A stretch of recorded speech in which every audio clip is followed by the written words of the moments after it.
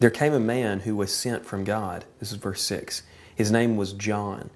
He came as a witness to testify concerning that light, so that through him all men might believe. He himself was not the light. He came only as a witness to the light. The true light that gives light to every man was coming into the world. Now this is big news. And so he says there's a man, and his name is John, and John's purpose is to call attention to the light. It says this light is coming into the world. So this is big stuff. This is big news, because what did he identify as the light? He said that Logos, that Word, who is God, is coming into the world. The true light that gives light to every man was coming into the world.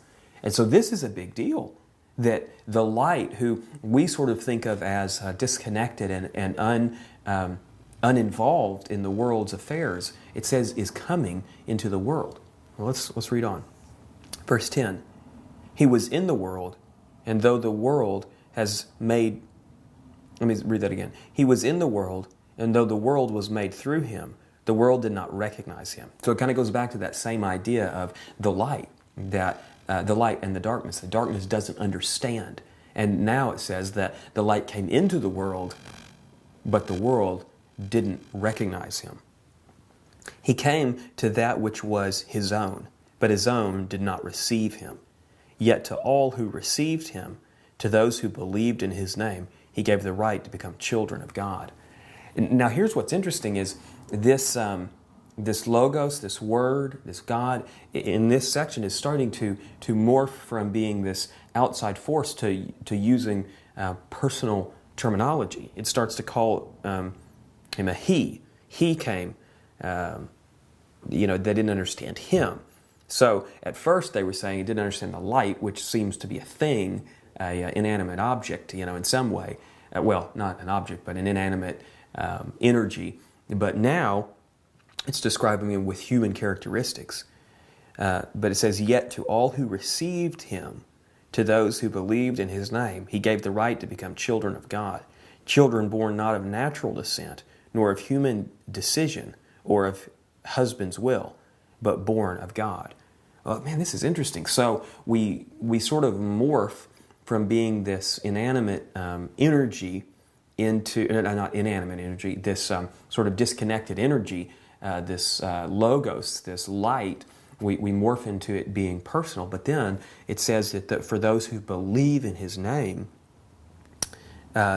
he will give the right to be children of God. Now, at this point, that's really confusing. And I don't think he says it here for us to understand exactly what he's getting at yet.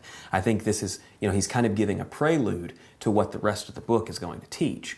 So he's giving us a little bit of an understanding that this personalized light, this personalized, energy that we're going to learn more about, holds the key to life itself. And that's a really profound idea there. Verse 14, it says, the Word became flesh and made his dwelling among us.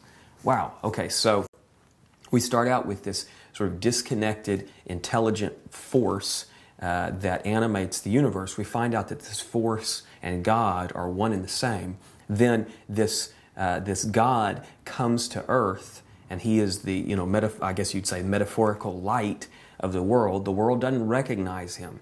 But then it tells us that we can be saved, we can have life through this God. But then it finally tells us that this God became flesh. Doesn't tell us what kind of flesh yet, but it says he became flesh. We have seen his glory, the glory of the one and only, who came from the Father, full of grace and truth. John testifies concerning him.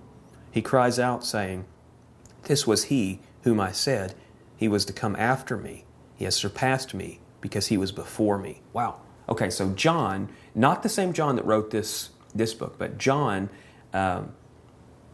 we'll find out a little bit more about him later, but John says that he, basically he's greater than me because he came before me. He's coming after me, technically in the world's terms, but he came before me. And it sort of goes back to that idea that in the beginning was the Word, and the Word was with God, and the Word was God. So he's saying that this one who came and became flesh, who is God, had come before me because he came before everything.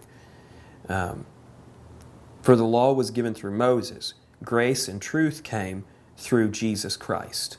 So we finally have a name for this logos, for this word, for this God, for this light. He uses all of these different descriptors to get us up to the point where he can finally put a name on it and finally call it. And he says, finally, that is Jesus Christ. But what's interesting about it says, the law was given through Moses. Grace and truth came through Jesus Christ. And so he's comparing Jesus not only with all of these philosophical terms, but also with one of the great Jewish patriarchs, Moses, the sort of Messiah character in the Old Testament. No one has ever seen God, but God, the one and only, whom is at the Father's side, has made him known.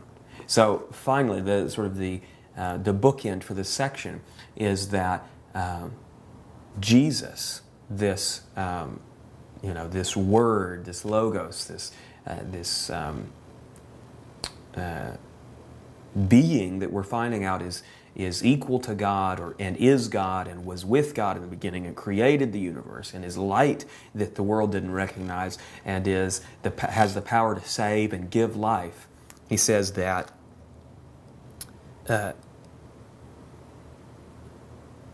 God, the one and only, who is at the Father's side, has made him known. So he's saying that God is made known through the person of Jesus Christ.